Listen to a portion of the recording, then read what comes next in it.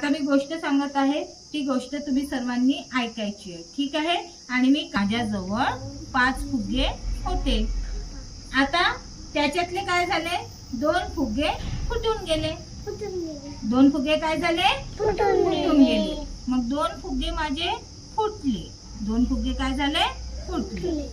आता माझ्याजवळ किती फुगे उरले, आहे की नाही? सांगू नका कोणी तसं.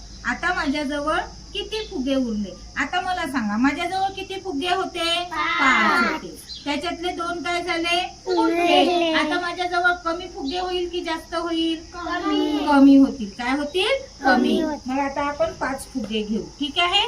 चला मोजा. 1 2 3 4 5. किती फुगे ठेवले मी, 5. आता 5 मधून किती फुगे फुटले, 2. मग हे 5 फुगे होते, हे 2 फुगे काय झाले, फुटून गेले. हे 2 फुगे काय झाले, फुटून गेले. आता हे जे वरचे फुगे उरले की नाही, याला आणायचं खाली.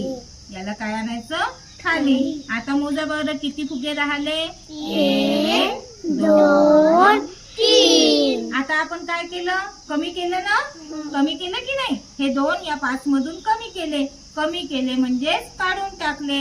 काढून टाकले, उरले. यालाच काय म्हणतात, वजा करणे. काय करणे, वजा करणे किंवा वजाबाकी करणे. आणि हे आहे आपलं वजाबाकीचं चिन्ह. हे काय आहे, वजाबाकीचं चिन्ह.